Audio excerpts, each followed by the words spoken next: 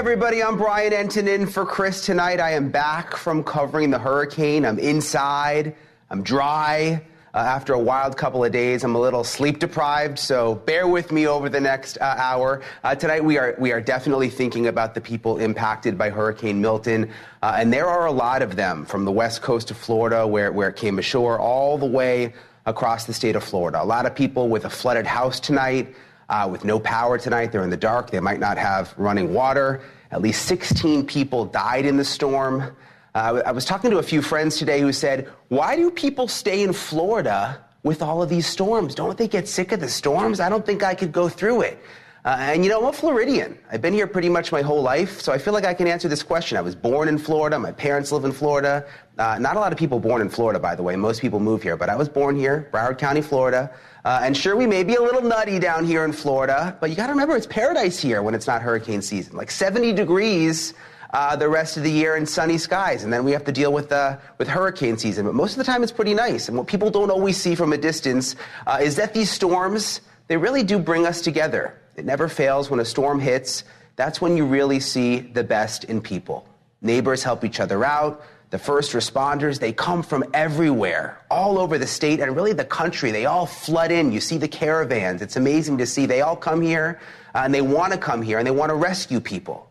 There has been more than 4,200 rescues over the last couple of days, okay? 4,200 people have been rescued in just the last couple of days because of Milton. Over 140 pets have been rescued. Think about that. Think of how many police officers and firefighters that is. I was out on the airboat yesterday with the sheriff in Hillsborough County as they took people out of their homes. They go in the water. They go in without even questioning whether there's gators and snakes and debris and nails.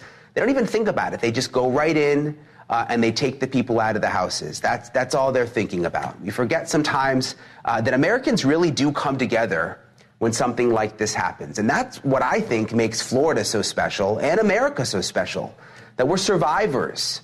You see it when you're in the middle of a disaster. When you're in the disaster, everything else goes out the window, and you can see that. Florida gets a lot of heat sometimes. I get it. Weird stuff happens here. But I'm reminded after what I saw the last couple of days of why I'm so proud to be a Floridian and also proud to be an American. I know it sounds cheesy, but I was thinking about it today on my drive from the West Coast back over here to Florida. I did a radio interview today, and someone was asking me, oh, you hear about what Trump said about the hurricane, what Biden said, what DeSantis was saying? The truth is that no one here in Florida really cares about politics right now, especially the fringe stuff. Like the government is conspiring to control the weather, which we're actually going to talk about later in the show because people are actually threatening to harm meteorologists, which is crazy. Everyone is just trying to get through the disaster right now in Florida. I was also kind of shocked. You've got some media asking the governor about global warming literally before the storm is even over, and they're trying to rescue people. They're doing search and rescue. People they always bring politics into everything. Everyone loves the first responders who are helping, obviously. You saw that video. They love the volunteers. They love the linemen. You see the linemen, they park, they stage, they come from all over, thousands of linemen with the bucket trucks to help get the power back on. So everybody loves those things. Again, it makes you feel proud of our country. But there is one thing universally that I think most people do not like after a hurricane or do not like just in general all over the country. I think you can relate to this probably, and that is dealing with insurance companies. And as residents deal with the aftermath of Hurricane Milton, those who were victims of the storm may have a long road ahead. In Florida, many people who went through devastation from past hurricanes, I'm talking years ago, they are still struggling for assistance, and they blame the insurance companies. A perfect example, 2 years ago, Hurricane Ian ripped off the steel roof of Jeff Rapkin's home in Northport, Florida, that he shared with his wife and 3 kids, including an autistic adult daughter. An adjuster came and estimated that the cost to fix it was $260,000. His insurance company, get this, if this doesn't make your blood boil, has paid him just $9,000. Still, after 2 years, Jeff and his family are displaced from their home, living in a small apartment as they continue to fight with the insurance company. And we're doing this story tonight because we're dealing with Milton now, and all these thousands and thousands of people are going to be in the same situation as Jeff. and it's a problem. And Jeff Rapkin joins me now to break down what went wrong, and maybe he can share some advice for everybody else who's been dealing with Milton and is going to deal with the rest of these hurricanes. All right, Jeff. I mean, again, I said I'm a Floridian. Your story's my worst nightmare. I mean, we write the property insurance check, and it's an insane amount every year. It's like the biggest chunk of your mortgage payment, it feels like. And you're telling me 2 years later, you still haven't gotten paid? No, it's been 2 years we've been litigating. I'm supposed to go to trial in October, but for 2 years we've been fighting to try to get the money to fix our house. But it's been without a roof for 2 years, so it's mush. It's a moldy pile of mush, and at this point, it's probably not worth trying to save. It's a mess. So you say trial? You're going to have to go to trial. Like a court trial just to get the money that you're deserved from? What explain this. How did it get to this point? Well, I made a claim, and they sent an adjuster out who was a very nice young man, and he created a report that was 261 pages, and that was in September 2022. And in December of that year, we got a report from the insurance company that was that said that the total damages to our house was $15,000 minus the deductible, and the money for the public adjuster left us with $9,000, which made my head explode. I was very, very angry because he had said, your house is probably going to need to be rebuilt from the ground up. This is insane what's happened here. And so I have come to find out that the insurance company actually, at first I thought they changed it, but they've actually fabricated this report. They did it blatantly, and it makes my blood boil what they've done here, because they've done it to a whole bunch of other people. My story is not unusual. It is not strange in the state of Florida. So we got $9,000, and we eventually had to leave the house. We all got sick. The place got moldy. Our dog died. My daughter almost died. She got septic shock. She was in the hospital. Her urine was the color of Welch's grape juice. Is that all from the mold? Is that from the mold? That's all from the mold. Yeah, there she is. Yeah, that's all from the mold. She spent 2 weeks in the hospital. We slept on the floor of the hospital. And then I said to my wife, I said, we absolutely have to get out of here. And we scraped and begged and borrowed, and we got an apartment, and we've been in an apartment ever since. Now, there is $23,000 in our policy for alternate housing, but Heritage, our insurance company, refused to give us that as well. They gave us nothing but the $9,000. And for 2 years, I've been screaming from the rooftops and litigating in court. There's 150 different entries, pictures, videos, everything we have is in the court file. And I can easily say to you. So you've got to go to court. You've got to go to court and fight this now. And I literally have a trial. I mean, are these insurance companies just hoping that people like you will give up? I mean, again, you pay every year, you pay through the mortgage, whatever. And then when you make the claim, do they just think you're eventually going to give up and just take the $20,000 or whatever they offer you? That's what happens. The difference between me and somebody else is now I'm not an insurance attorney. I'm an adoption attorney, and I work for parents like me who have developmentally disabled children, Down syndrome, Cushing's, Prader-Willi. And so I do that kind of work. I'm just a guy in a room. I don't even have a secretary or a legal assistant. So it's very strange for me to try to figure out how to do a lawsuit like this. But we actually have to have a jury trial. Now, I was very lucky, and I got an attorney to help me. Last week, he put in an appearance. So I'm not alone. But for the last 2 years, I've been litigating by myself, and they have just been beating beating the pants off me, in court. They've got experienced litigators. Every little ticky-tacky rule, every regulation, they're throwing rules at me. I have no idea. I've never seen them before. People think if you're a lawyer, you can do everything. That's not the case. It's like asking your regular doctor to take out your appendix. They'll probably kill you. An adoption, I'm your guy. What a mess. Terrible mess. Absolute mess. I'm so sorry, Jeff. I'm so sorry. I mean, I had to think about your dog dying and your daughter being sick and the fact that you still haven't gotten your money. We appreciate you coming on. Again, we wanted to sort of have this as a warning to so many other people who are about to go through this. Exactly. Jeff, thank you for sharing your story. We appreciate it. We wish you the best. We wish you the best with the trial, too. Thank you so much. Okay, joining me now by phone you got it, Jeff. I want to bring in Florida Republican Senator Rick Scott, who was also the state's former governor. Senator Scott, thank you for joining us. I know you've been very, very busy with the cleanup from Hurricane Milton, and I want to get to that in a second. But I first want to get your reaction to Jeff's story, because he's not the only one, Senator, living this insurance nightmare. I mean, he does the right thing and pays all these years, and then he's got to go to trial to get his house fixed? I mean, what's going on here, Senator? I didn't hear the beginning of it, but it sounds like a horrible story. So the way what he should be doing, and maybe he's already done it, the first step would have been to, if the insurance company doesn't do their job, is call the state insurance commissioner.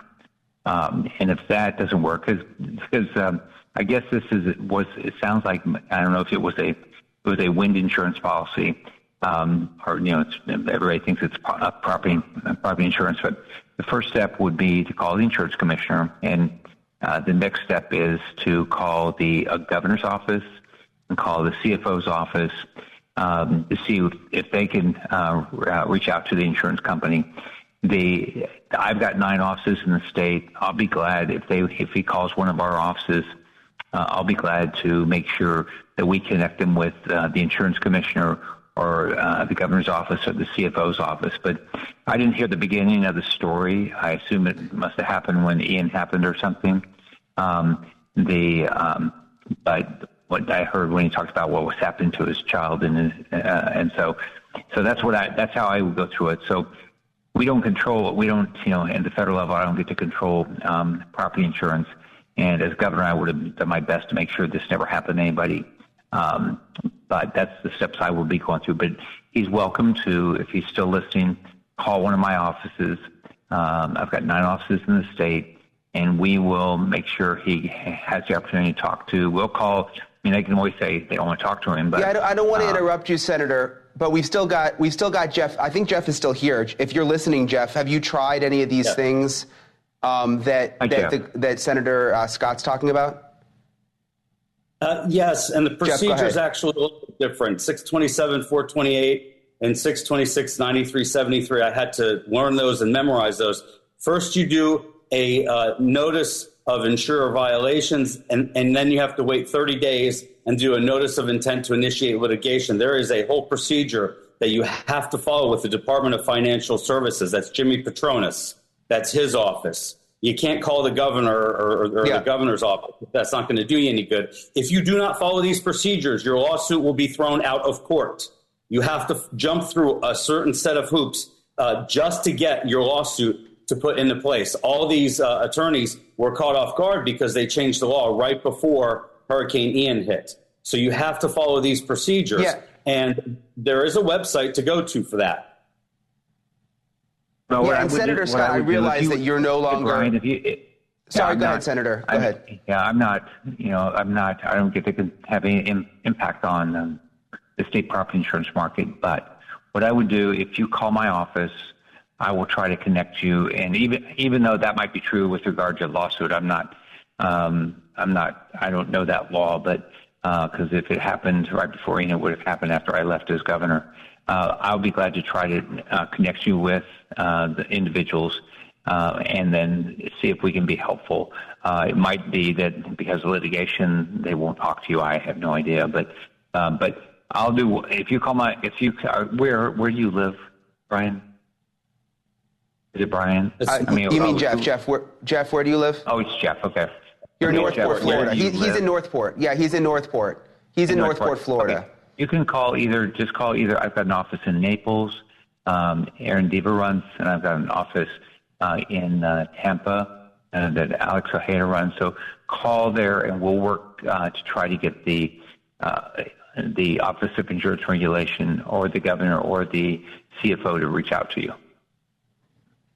Thank you, Senator. I'm glad we were able to connect you to it. And again, Senator Scott is obviously at the federal level now. He's no longer governor, so he can't really control these things the way he could have before. But I want to ask you, Senator Scott, just stay on this topic for a second. Because, I mean, as I said at the top, I love Florida. I'm a Floridian. And there's so many great things about the state, but the insurance is like I think one of the worst things. You know, I only had one option for insurance this year. There's not even a market. I don't get to choose. I don't get to save any money. It's one option. And then you hear Jeff's story about how you pay, and then it's a nightmare. You have to go to a trial. How did it get this bad, Senator? Well, I became governor in January 2011. And at that point, there was an insurance crisis. So what I did was I went out and recruited more insurance companies to come into the state, and then I worked to make sure that both Citizens Insurance, which is a state-organized insurance plan, and there's a separate catastrophic fund, I made sure those were fully funded. Then what you've got to do is you've got to crack down on the fraud every year, because if you think about how this works, you end up paying for everything. You pay for it through just out of your pocket if you have damage. You pay for it through your insurance costs, or if your government does it, you pay for it through taxes, right? So what my goal always was is to make sure people could afford their insurance, and the insurance market actually worked. So I know that insurance rates something like doubled since I left, and so what I've tried to do at the federal level, where I can have an influence, is one, give people I've got a bill with Congressman Stubbe to get everybody a tax deduction for the cost of property insurance up to $10,000. Unfortunately, I can't get Chuck. It's passed the House. I can't get Chuck Schumer to bring it up for a vote. If it comes up for a vote, I think it'll pass pretty easily. So that's one thing. And then the other thing, which is a federal issue, is the National Flood Insurance Program. We're a donor state to the National Flood Insurance Program. And so I've got a variety of ways to fix that. The best way to fix it is to is to create a private insurance market, which I've been working to do. And unfortunately, there's a lot of federal rules that almost prevent that from happening. Yeah, it's a tricky situation, but hopefully they can come up with something on the state level, because it really is hurting people when we're so good at responding to the hurricanes. You've been on the ground. We do such a great job, but then the insurance seems to mess the whole thing up. Yep. Senator Rick Scott, we really appreciate you taking the time tonight. Thank you. All right. Take care. Bye-bye. Okay, this break now, 4 minutes, 5 seconds. We've got a lot more in the show coming up. President Obama hit the campaign trail for Harris and put black men on blast. They don't vote for her. But could his call to arms actually backfire? Plus, can Kamala and her husband, Doug Emhoff, survive a barrage of salacious tabloid stories? There's been a bunch of them. We're going to break it down coming up next.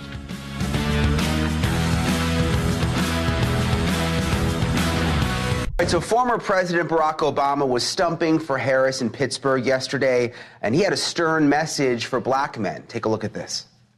You're thinking about sitting out or even supporting somebody who has a history of denigrating you because you think that's a sign of strength, because that's what being a man is, putting women down. That's not acceptable. All right, so will putting his fellow black men on blast actually do the trick? Let's bring in former Democratic Ohio State Senator Nina Turner, former communications director for Trump's 2016 campaign, Brian Lanza, and Trump supporter, singer, and entrepreneur Ray J joins us tonight. All right, Nina, I want to start with you. You actually wrote an entire op-ed, very upset with Obama for this. Explain why. Yeah, thanks, Brian. And it was in Newsweek, just really outdone by what President Obama said about black men, to put them on blast like that for no reason. Black men have been the most supportive voting bloc, male voting bloc, of women running for president. When Secretary Clinton ran for president in 2016, she got over 80% of the black man vote. For white men, it was it was about 32%. So which block of male voters deserve to be lectured to? Now, I want to back that up, Brian. I don't believe any voter should be lectured to. Voters have a right to choose who they want to vote for. But since President Obama wanted to go there, don't do black men like that when they have been the most supportive. And guess what? Vice President Harris is going to enjoy the lion's share of black men voting. But what you don't do is come at black men in a condescending way, vilifying them and acting as though they don't have agency in this election. They do have agency, and they should be respected for their agency as men. He not their daddy. And he came at black men the wrong way, and I don't like it. And I served I served for President Obama, being a delegate for him in the great state of Ohio in 2008 and 2012. Ain't got nothing but love for the man. But loving this man and pointing out how wrong he is two different things. He talks down to black men, and it's unwarranted. Black men don't deserve it. All right, you got an applause from Ray J, so I'm going to go to him next. You're obviously a Trump supporter, Ray J, but what upset you so much about this? Well, I really don't say who I support. I mean, I got a lot of love for Trump, but I feel like that was just refreshing to hear, somebody have, the man's back in a lot of things, because, I think a lot of times we kind of get overlooked, but that was powerful. That made me feel good. No matter who people are voting for, it's your choice. It's, whatever perception or whatever perspective that, you go by that's going to be good for your family. I just feel like instead of thinking about voting for the president, I think we lack right now in knowing who to vote for on the local level, right? Because you go in and you vote and you don't know that there's this ballot if you're voting for the first time. And everything from the local level is confusing. And I think a lot of people might start guessing on who to vote for on the local level if they're not educated, and then, you're waiting to vote for the president. So I think that's really important to me, is that when you're going out to vote, that somebody's kind of educating you on what's going on the local side, more so than anything in my opinion. Do you get backlash, Ray J? Do you get backlash from others in your community for supporting Trump, for liking Trump? My mom does. my mom gives me hell. But again, I love my mom, and again, I respect Vice President Harris, and I think women are everything in the world, and I think we can't do anything without the skill, the brains, the love from a woman. So I have that instilled in my soul.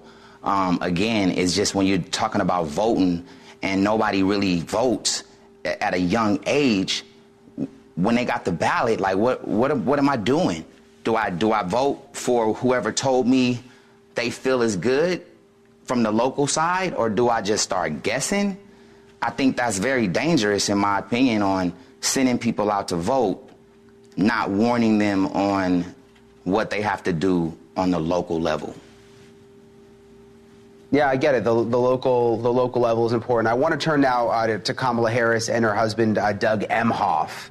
There have been a number, you've probably seen them, salacious tabloid stories about them. The latest is that Emhoff, 13 years ago, publicly slapped his then-girlfriend for flirting with another man. His team did come out, said it was false, but in an interview set to air Monday with Joe Scarborough, he addressed some of these tabloid allegations. We're going to play you a part of that. Take a look.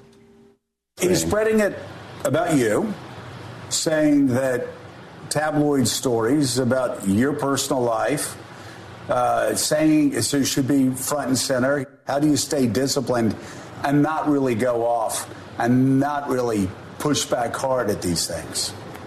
We don't have time to be pissed off. We don't have time to focus on it. It's all a distraction. It's designed to try to get us off our game. Brian, I want to start with you. I mean, are you surprised that Scarborough, I guess not surprised, should Scarborough, I don't think anyone's really surprised because it's MSNBC, but should Scarborough have asked the question directly, did you do these things? He didn't really ask him a pointed question. I mean, listen, well, Scarborough's not a reporter. I mean, let's be perfectly clear. He's an entertainer, no different than Howard Stern. So what he's going to try to do is to provide the most easiest platform from Kamala Harris and her team to get out controversial things. So I'm not surprised that Scarborough didn't ask, Doug directly for a denial or some type of statement. What I am surprised is that Doug punted the issue. To me, it feels like he's maybe signed an NDA and they can't address the issue, and he's using Scarborough to bring it forward so he can help address it. But there's where there's smoke in these things, there tends to be more fire. Going to MSNBC is not going to quell the thirst of people who are seeking information and who are seeking questions for him. I think they made a mistake, and you can't go to an outlet, whether it's MSNBC or Fox, that are just going to give you pancake questions and easy questions for you to answer and not answer to the American people when you're running for president. People ask me, what do they think? Yeah, it's so much. Go ahead. It's so much easier to do that, though. I'm just saying, that's why they do it, right? Because they know they're not going to get the tough questions. And we did reach out to MSNBC to hear about the rest. We reached out to MSNBC to hear about the rest of the interview because, they've only released a clip. They didn't respond. I guess we'll find out next week. Nina, I want to go to you. Are you surprised, Nina, that Emhoff didn't just flat out deny the allegations in his answer with Scarborough? Not necessarily. I mean, he was using a strategy. That's one, and he used the right strategy in this case. Do no harm to your wife who is running for president of the United States of America. However, Emhoff is not running for president of the United States of America. Now, the fact that Scarborough kind of tiptoed into it, he should have went all the way if he was going to go a little bit. But the bottom line is Emhoff is not running. His wife is running, and her record in public service is the thing that should matter most. So I don't even think they should have went down the path. I do agree with my other colleague, Brian, that, people will try to look into this more, but he's not the candidate. He is not the candidate. So just, leave people's spouses alone. Yeah, I hear what you're saying. I do think if it was Melania and things were reversed, there would be a lot more questioning happening and a lot more digging to figure out what's true and what's not true. But we'll have to see what's in the rest of that MSNBC. You're right, Brian. And I would say the same thing if it was Melania, too. Leave her alone. She ain't the candidate, but people do this kind of stuff, and it's ridiculous. Yeah, it's what happens with these presidential campaigns, and we're now down to the wire. Brian Lanza, Nina Turner, thank you so much. We appreciate you both coming on. Ray J, stick around. You're going to be with me in the next segment. You other two have a good weekend, though. We appreciate you. Okay, coming up next. Yesterday, a judge set Sean Diddy Combs' trial date. It's now May 2025, but can Combs really get a fair trial? His defense says the feds may have leaked that disturbing video of Combs beating his then-girlfriend Cassie Ventura, and social media seems to have been taken over by everything Diddy. Well, did Diddy do it? Who did he do it with? It's all never-ending. Crazy stuff every day coming out with this one. We're going to break it down next. All right, it looks like Sean Diddy Combs is going to stay behind bars for quite some time because yesterday a judge set his official trial date. We now know it. It is May 2025, so not until middle of next year. But Diddy's defense team also dropped some bombshell accusations yesterday, claiming that the feds leaked that extremely disturbing tape of Diddy beating up his then-girlfriend Cassie Ventura. Diddy's lawyers claim that he can no longer get a fair trial. And in another major development, prosecutors informed the court that Diddy, who is charged with racketeering and sex trafficking, will likely face even more charges before the trial starts. A lot of people suspected that, but now they actually said it. I want to bring in Mark Garagos, Sean Combs' attorney in a separate legal matter, and also criminal trial attorney and NewsNation legal analyst Sarah Azari to help us break all of this down. All right, Mark, let me start with you. Do you really think the prosecution leaked that video? Is there any evidence that actually happened? Well, I don't know about the way it was phrased, and this is just from the cheap seats, is that the prosecution team said the government, and that usually is a term of art. But when you talk about Brady and Brady exculpatory evidence, it's generally the prosecution team.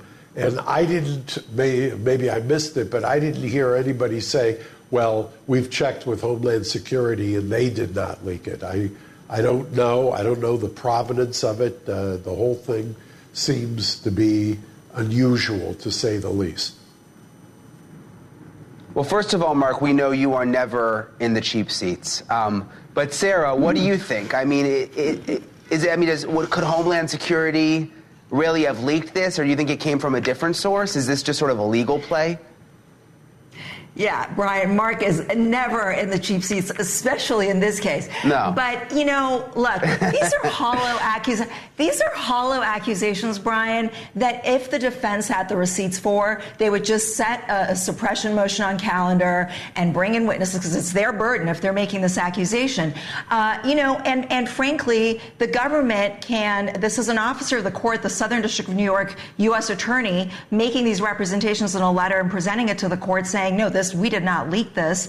Government, to me, means not only the U.S. Attorney's Office, but also the agents who worked on the case. Nonetheless, at a suppression hearing, if they really, really maintain this position and have the goods for it, the government's going to subpoena the folks at CNN to reveal their source, and then that source to reveal its source. And ultimately, all of us have been sitting here for months wondering how this video surfaced. We're going to find out. But at this stage, Brian, this is just blah, blah, blah. The defense, they lost the bond motion for a third time. He's staying behind bars. There's now a very real reality of a superseding indictment, which is always bad news. And so to the point of the unfairness of a jury, the bias of a jury, what high-profile defendant in the recent past has gotten a fair trial? I mean, that's an argument we all make in these cases because there's so much media coverage around it. Listen, you mentioned that they could subpoena. They can't subpoena the source. So, I mean, they can do it, but they're not going to get anywhere. But beyond that, did one of the producers fire up Sarah and tell her she was supposed to be pro-prosecution tonight? I haven't ever heard her just say, well, it's just all cases, the defendant's always behind the eight ball. What happened to you, Sarah? I didn't think Sarah was going to be the prosecutor. They told me Sarah was going to play prosecutor, and she just agreed with you right off the bat. I think she got, she just. Jeez. Let me say something about Sarah. Mark, Mark and I shared an office. Mark knows this about me. I'm a realist. I call a spade, okay? I mean, do I think Diddy deserves to go away for life? No, but Sarah, take it from me. You can't say that expression anymore, and especially in this case, and especially with the allegations that were made yesterday. Listen, let me just say, you mentioned there's no way any good reporter is going to give up their source of how they got that video. They're going to, you go to jail before you would do that, at least if you're a decent reporter. But just real quick, Mark, I'm just curious what you think about them saying to expect more charges. I think we all kind of thought that. What do you think is on the horizon on that front? Well, look, it's not a secret in the federal government. They indict you, and then they send a message out, and obviously this indictment it wasn't exactly, you could be dropped on your head and you would realize that they were aiming for certain people. If the people do not cooperate, then they supersede. They add those people, not just counts. They generally add people in a way to kind of leverage somebody to break the logjam. That's just what happens with the government. It's an unfortunate, very unfortunate situation, but not unexpected. So we'll see what they are. I guess we'll find out maybe in the next couple of weeks, maybe even months. Mark Garrigo, Sarah Zari, thank you both for coming on Friday night. I hope you guys both have a good weekend. Have a great weekend, you guys. Okay, we just talked about the actual court. Now I want to talk about the court of public opinion, which is just as big in this case, it seems. Social media has been virtually hijacked by Diddy content, and many A-list celebrities are getting dragged into the fray. Take a look. I'll tell you what's going on with Diddy. The FBI found a tunnel this morning at the mansion of famous rapper Diddy in Los Angeles. The first official S-tape belonging to P. Diddy is being offered around the major news networks. Red flags revolving Sean Combs have been prevalent since the start of his career. There is a lot going on with Justin Bieber. Beyonce and Jay-Z are getting absolutely canceled right now. Diddy's baby oil party? Which celebrities do you recognize? I truly believe that men like P. Diddy deserve their chopped off. It's also crazy. Diddy's baby oil party. It's wild. So how does the public know what to believe, what's not? What's fact, what's fiction? Back with me now is a friend and mentee of Diddy, singer and entrepreneur Ray J, and the founder of The Shade Room also joins us, Angie Wandu. Thank you both for being with us. Good to see you again, Ray J. I want to start with you, Ray J. You've been in the music industry 30 years. You've seen a lot. I mean, have you ever actually witnessed like a sexual assault like what we've heard about? First off, I never seen nothing like this at all. It's starting to become a circus. Now it's starting to just become out of control. I mean, I haven't met one person that I know in the industry that went to the freak-off. I'm starting to think the freak-offs ain't the freak-offs. That must have been some kind of like, swinger thing privately that they may do annually. But all of this, everybody's going to get implemented and stuff and everybody's going to get caught. And now I can't go to church because, they saying that people at the church doing it. So now I can't turn cheek to cheek when somebody hit me because now I'm thinking about butt cheeks. It's like, it's a lot. It's a lot, and it's just not adding up to me. And I think what Diddy did was absolutely wrong to Cassie, and I think that's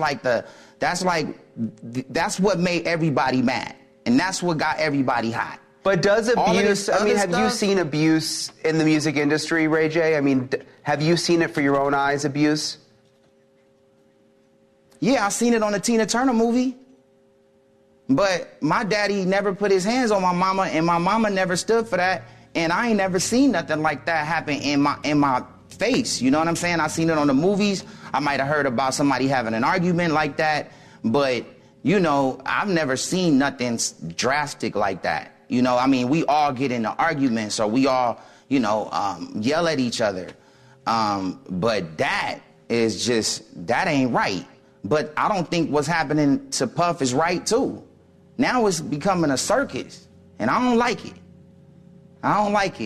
Angie, what do you make, Angie, of it? I mean, there's so many conspiracies. We played all of the videos from TikTok and social media. I mean, do you think it's getting out of control? Do we really have to question what to believe at this point? We definitely have to question what to believe, but I think this is common. When Epstein had his case, everybody that was on that plane that shook hands with Epstein, that knew somebody that knew Epstein was being dragged into it. I think generally the public doesn't trust people who, when they get to a certain level of wealth and power, we all, like anybody that's on the outside looks in and says, there's something going on. There's an organization, there's something going on. There's, when you have all of that power. And so I think that people question, these rich, powerful people. And when one goes down, everybody that's attached to them, they want to bring down. Right. And so is it right? No, but it's that typically happens in these kind of cases. Right, I guess we have to wait and see what's true and what's not. And what do you mean, Ray J? I know who it is. I'm getting calls. I'm getting threats. It's at a high level, and I'm getting a lot of information now that I'm on the news and now that I'm, on NewsNation too and the reality check, but it's getting hot out here. You're getting threats? You're getting threats? You've been threatened? I'm getting threats, but not only that, it's almost like I don't want to meet anybody, right? I want to stay in the house by myself because I don't want nobody to put somebody in front of me and then it's all set up. Like, I'm scared to even just go out and have a drink because you just never know at this point who's doing the setups or whatever, right? It's scary, right? But I'm happy I'm able to come on the news and speak my piece because, again, I've been around Diddy a lot. The thing that happened with Cassie is unacceptable. But I would think that I would get invited to the freak-off. I would think so. Yeah. I get no invite. And a lot of other people, too. Like, I don't know. It's starting to sound Well, we appreciate fishy, you always and coming like out and helping us. We appreciate you coming out and help us understand, Ray J. Also, Angie Wandu, thank you both so much. And I hope you both have a good weekend. Yeah, Shade Room is awesome. All right, coming up next, who would have thought there could be conspiracy theories about a hurricane? Well, guess what? There actually are, and one meteorologist is getting death threats even for debunking them. It's gotten so bad. She doesn't even want to say where she works anymore. She's going to join me next. All right, you wouldn't think people could turn Mother Nature into conspiracy theories, but that is what happened. Take a look at this. What do you think happened with the hurricanes? I think there was an upcoming storm, and then I think government set in with cloud seeding or whatever it is that they used to magnify the storm to a higher degree. If you're looking at where the hurricane's going, it's a lot of red states. 26 out of 28 of those counties were for Trump. You're implying that the government made a hurricane stronger to hurt its own country, the United States of America? Correct. All right, one meteorologist has taken to social media to set some of these theories straight. There will never be a Category 6 hurricane with our current system. It is physically impossible. And a Category 5 has wind speeds of 157 miles an hour plus. See that little plus right there? That covers everything from 157 miles per hour to infinity. All right, so Katie says her efforts to debunk the conspiracies, they were met with a death threat, so much so she doesn't want us to reveal which TV station she works for. Crazy times. Joining me now is broadcast meteorologist Katie Nicolau. Thank you for joining us, Katie. It's crazy to think you actually received a threat. People are they like blaming you for the hurricane? Well, it's interesting because I'm not alone. Lots of meteorologists are reporting that they're getting these hostile messages, whether they be physical threats, death threats, whatever it may be. And it's tied, I think, to the recency of having two major hurricanes hit the United States. We're a hot button topic right now. And a lot of people are looking for someone to blame. And so for me, I'm just trying to be able to get out there and tell people, if you have questions, ask me. I'd love to answer them, and just trying to get everyone on the same page here in terms of understanding this insane weather that is occurring. But, you know, it's the tropics. It happens every year. We see it. Cloud seeding, and we only have a few seconds left. That doesn't cause hurricanes, right? No, hurricanes over the course of their lifespan can expend over 10,000 nuclear bombs worth of energy, and we cannot hope to control that. Yeah, it makes sense. Well, hopefully people will get your message. You're big on TikTok.